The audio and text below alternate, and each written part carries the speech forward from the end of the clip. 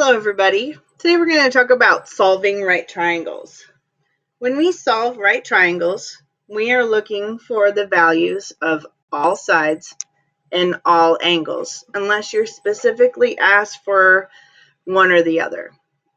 A few reminders about triangles. The total number of degrees inside a triangle is 180 degrees. Always check to make sure that your calculator is in degree mode. Lowercase letters are side lengths and uppercase letters are angle measures. Before we actually do any solving, let's make sure you take a look at your calculator, find the sine, cosine, and tangent buttons, and then just to make sure that we are in the correct mode, hit on your calculator the tan button and then 30 and equals or enter. If you get that in the right mode, you should get 0.577. If you haven't already done so, make sure you have your calculators out. You'll need them for these notes. All right, sine 68. Hit the sine button, 68, enter equals 0.927. And the cosine of 127, so you hit cos 127, enter equals, you get negative 0.602.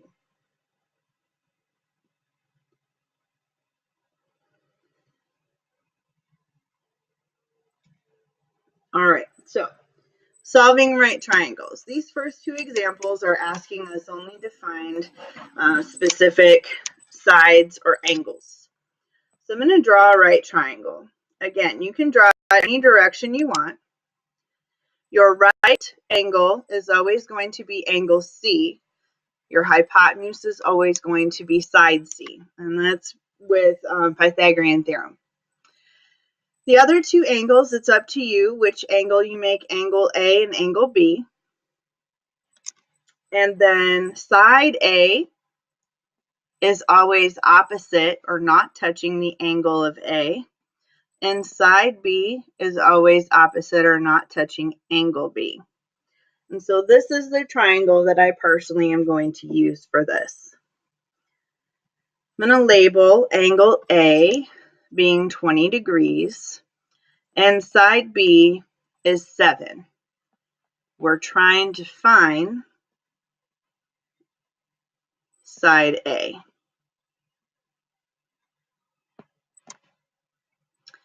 All right, well, let's see.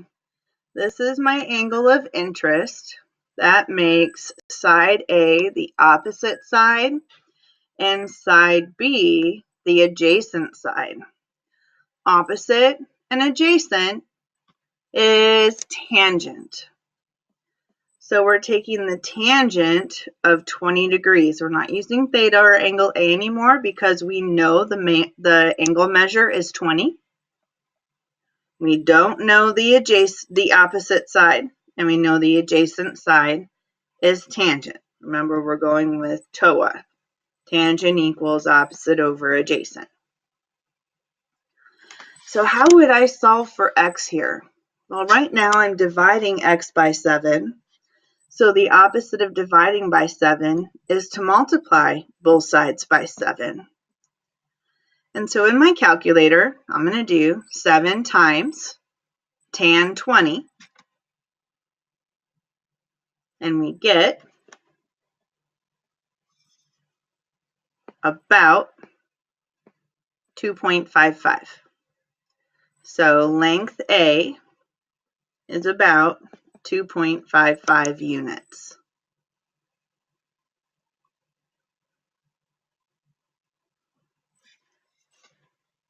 Example 2.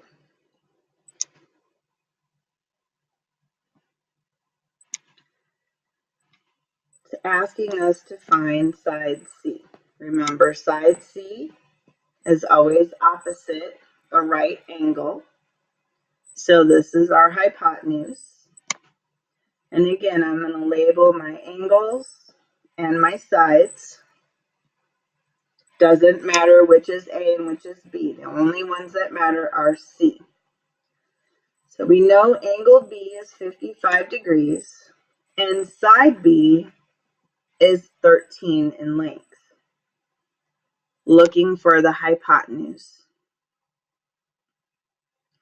Well, from our angle of interest of 55, the 13 is the opposite. We're looking for the hypotenuse. Opposite hypotenuse is sine. So we're looking for sine of 55 degrees. Our side opposite is a length 13, and we're looking for the hypotenuse. Well, I can't solve for C when it's underneath the fraction. So I'm going to start with the opposite of dividing by C is multiplying both sides by C. So I have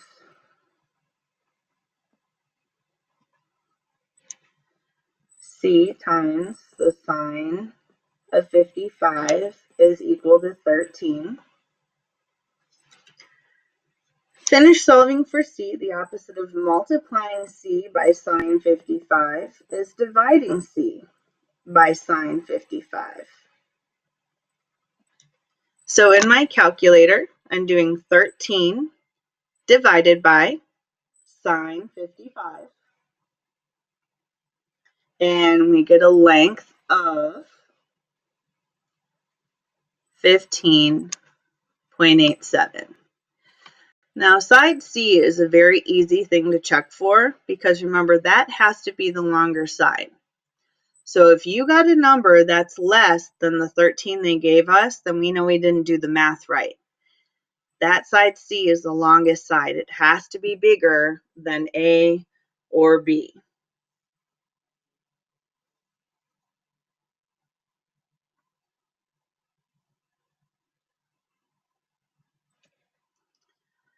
Example 3, solve the triangle. Solve the triangle means I need all three sides and all three angles.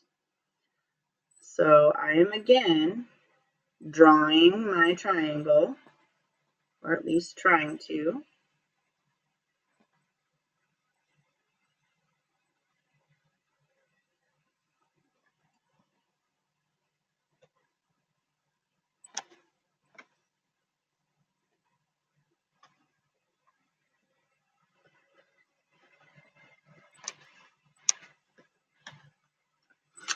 We know that B is 68 degrees and side A is 5.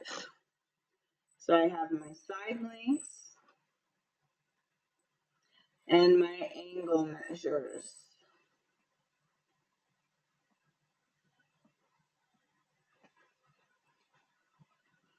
I know that side A is 5. I know angle B is 68.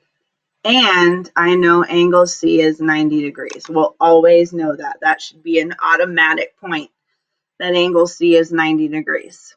So I'm going to start with my easiest thing to find, which would be angle A. We know angle A is going to be 180 minus the 68 and the 90, which means angle A is going to be 22 degrees.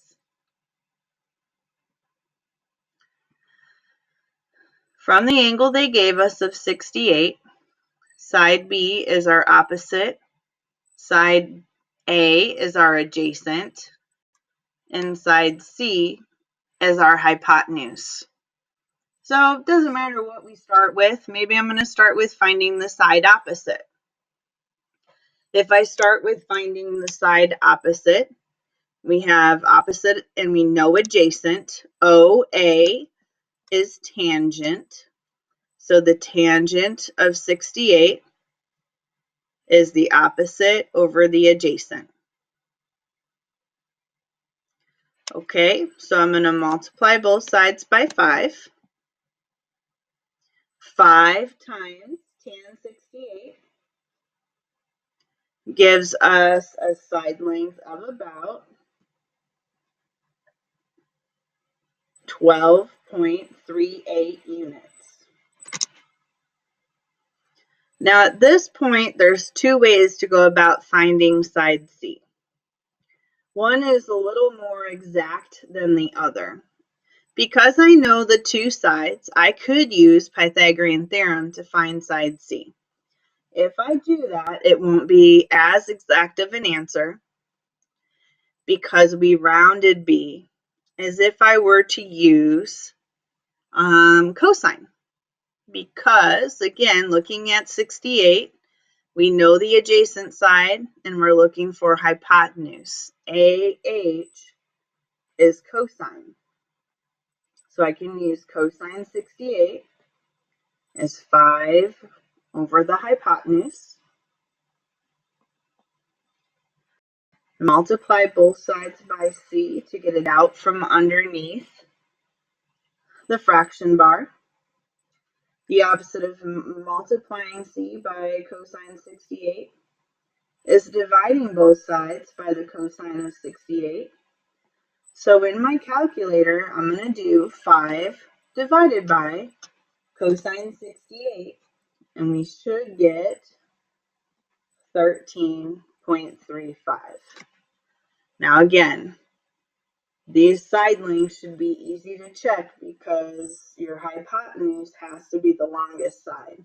So as long as that is bigger than A and bigger than B, then you should be good to go for your hypotenuse.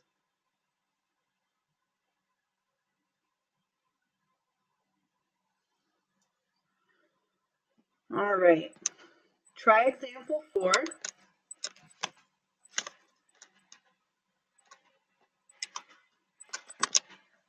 And make sure that's ready to go for tomorrow in class. That'll be your homework credit, along with completing your notes. And we're going to move on to the story problems. Love story problems. So when we do story problems, the easiest way maybe to go about doing this is actually drawing a picture. Now again, I am no artist, so bear with me as we talk about a tree. And, in our math perfect world, all trees grow at an exact 90-degree angle from the ground. And we have our sunshine here that is causing our tree to cast a shadow.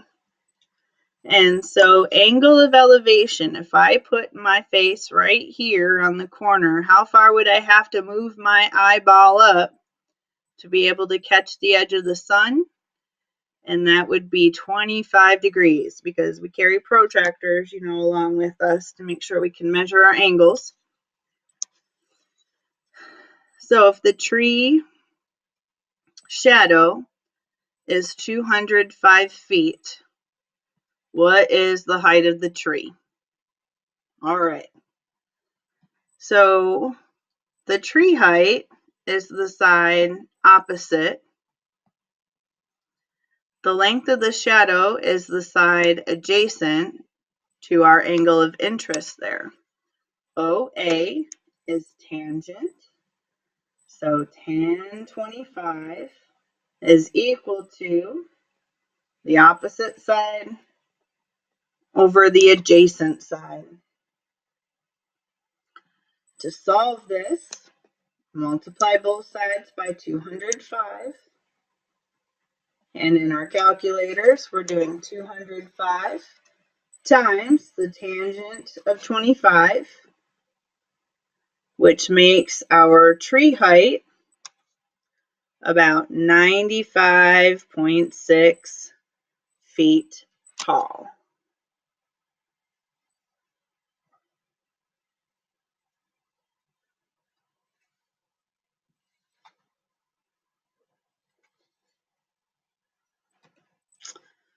All right, more with trees. Now we're talking about redwood tree. So we have our redwood tree, And again, our perfect math world, all trees grow at a 90-degree angle to the ground. And we are 200 feet. Sorry, that's a bad stick figure. From the base. We look up to the top of the tree. That angle is about 60 degrees. So, how tall is our redwood tree? Well, with our angle of interest here, this is the side opposite and the side adjacent. OA is again tangent. So we have the tangent of 60 degrees is our side opposite over side adjacent. Solve for this, I'm going to multiply both sides by 200 to solve for x. And this makes our redwood tree height. When I multiply 200 times the tangent is 60, roughly about 346.4 feet high.